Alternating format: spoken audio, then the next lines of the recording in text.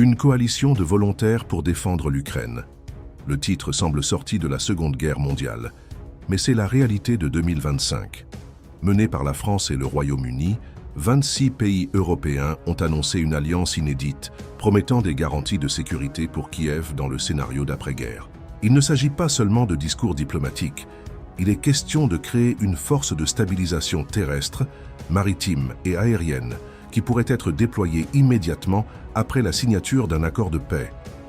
L'Europe veut montrer qu'elle peut assumer la sécurité du continent, mais la vérité dérangeante est que ce mouvement naît de la peur que les États-Unis, sous l'administration Trump, se retirent de leur rôle traditionnel, laissant les Européens exposés à l'avancée russe. La coalition est présentée comme une preuve d'unité, mais de nombreux analystes y voient une réalité moins glorieuse. L'Europe improvise, tentant de colmater les brèches d'une alliance transatlantique en plein effondrement. Et vous, pensez-vous que cette coalition est le signe de la force de l'Europe ou seulement une réaction désespérée à l'abandon américain? Commentez avant de continuer. La coalition de volontaires apparaît comme un geste symbolique, mais aussi comme un tournant dans la politique de défense européenne. Pour la première fois depuis la création de l'OTAN, les pays du continent admettent ouvertement qu'ils ne peuvent plus dépendre entièrement des États-Unis. Le discours officiel parle de responsabilité partagée, mais en coulisses, le ton est plus dur. Trump a relevé l'exigence de dépenses militaires à 5% du PIB et a clairement indiqué qu'il ne s'engagera pas envers ceux qui ne respectent pas ce seuil. Pour les gouvernements européens, cette position est un ultimatum qui menace de transformer l'OTAN en coquille vide, d'où la précipitation à créer une coalition propre, même en dehors du parapluie de l'Alliance. Le problème est que cette initiative comporte des faiblesses évidentes. Qui paiera la facture? La France et le Royaume-Uni peuvent mener, mais des pays comme l'Italie, l'Espagne ou la Pologne traversent des crises internes qui limitent leur capacité réelle de contribution. L'Allemagne, première économie européenne, a déjà montré des signes de retrait, réduisant ses engagements d'aide pour cause d'austérité budgétaire. De plus, les déséquilibres entre membres sont flagrants. Alors que la Pologne consacre plus de 3,5% de son PIB à la défense, l'Espagne atteint à peine 1,5%. Cet écart soulève de sérieuses interrogations sur la viabilité pratique de la coalition. C'est une démonstration d'autonomie, oui, mais aussi le reflet de la vulnérabilité européenne face à une Russie en expansion et à un allié américain imprévisible. L'ironie, c'est qu'en cherchant à s'émanciper de Washington, l'Europe risque simplement de révéler au monde qu'elle reste militairement dépendante des autres. La coalition naît avec ambition, mais aussi avec des fissures visibles. L'annonce de la coalition révèle aussi une contradiction. L'Europe parle de défendre l'Ukraine, mais évite en pratique toute action pouvant signifier une confrontation directe avec Moscou. La force de stabilisation ne serait déployée qu'après la signature d'un accord de paix. En d'autres termes, lorsque le pire sera déjà passé. Cela soulève une question dérangeante. Est-ce réellement une stratégie de protection ou bien une manœuvre politique destinée à gagner du temps et calmer l'opinion publique? Pour les critiques, l'initiative ressemble à une tentative de paraître forte sans réellement affronter les risques d'une guerre ouverte contre la Russie. Pour les partisans, en revanche, c'est un premier pas historique vers l'autonomie stratégique, quelque chose que les dirigeants européens promettent depuis des décennies sans jamais le concrétiser. Certains comparent même cette idée aux missions de maintien de la paix de l'ONU dans les Balkans ou au Moyen-Orient.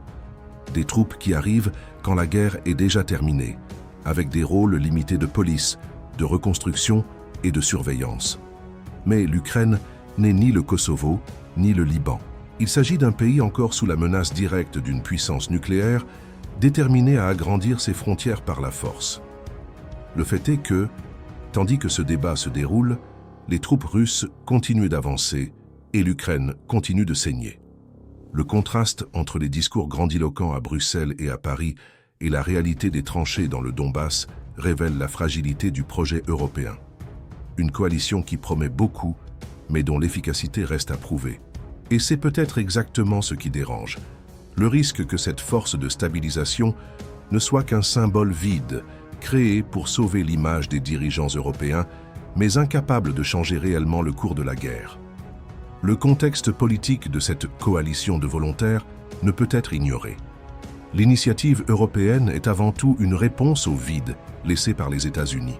Alors que des dirigeants comme Emmanuel Macron et Rishi Sunak parlent de responsabilité continentale, la vérité est qu'ils réagissent à l'imprévisibilité de Donald Trump, qui a déjà laissé entendre qu'il pourrait négocier avec Moscou aux dépens de l'Ukraine. En ce sens, la coalition agit davantage comme une police d'assurance contre le retrait américain que comme un projet solide de défense. Le problème, c'est que ce dispositif parallèle risque de créer encore plus de fissures dans l'architecture de sécurité internationale. Quelle pertinence peut conserver l'OTAN si ses principaux membres créent des alliances alternatives? Et cette coalition pourra-t-elle résister lorsque les coûts politiques et économiques commenceront à peser? Pour de nombreux analystes, nous assistons à une stratégie de désespoir, non à une démonstration de force. Et vous, pensez-vous que cette coalition marque la naissance d'une Europe indépendante et capable, ou s'agit-il seulement d'un théâtre politique pour masquer l'affaiblissement de l'OTAN? Ce qui frappe, c'est la réaction de Moscou. Le Kremlin a rapidement déprécié l'initiative, la qualifiant d'illusoire sans le soutien des États-Unis.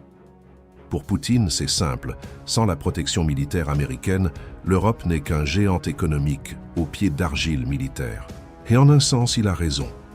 Les forces armées européennes, bien que technologiquement avancées, n'ont pas la même intégration opérationnelle, ni les arsenaux nucléaires stratégiques qui garantissent la dissuasion de Washington.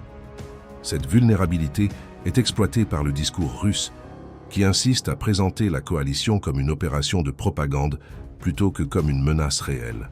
Mais il y a un autre aspect. Même limitée, l'initiative européenne envoie un signal géopolitique important.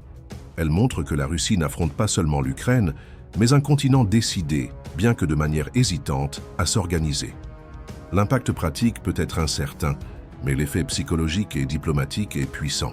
Le message est clair.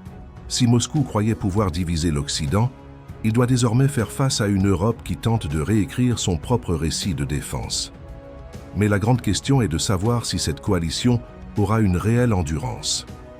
Promettre des troupes, des avions et des navires dans un communiqué officiel est une chose. Soutenir politiquement et économiquement une telle mobilisation en est une autre. L'Union européenne est déjà aux prises avec des tensions internes liées à l'inflation, à la crise énergétique et à l'augmentation du coût de la vie. De nombreux gouvernements marchent sur une corde raide entre le soutien à Kiev et la réponse aux pressions de leur propre population, fatigués de voir des milliards envoyés à la guerre, tandis que les services de base subissent des coupes. En outre, les pays d'Europe de l'Est, vivant dans la crainte constante d'une offensive russe, exigent des actions plus rapides, tandis que des puissances comme l'Allemagne et l'Italie préfèrent la modération. Ce déséquilibre interne menace de miner la crédibilité de la coalition avant même qu'elle ne se consolide. Et il existe aussi le risque que, lorsque viendra réellement le moment de déployer des troupes, l'hésitation domine.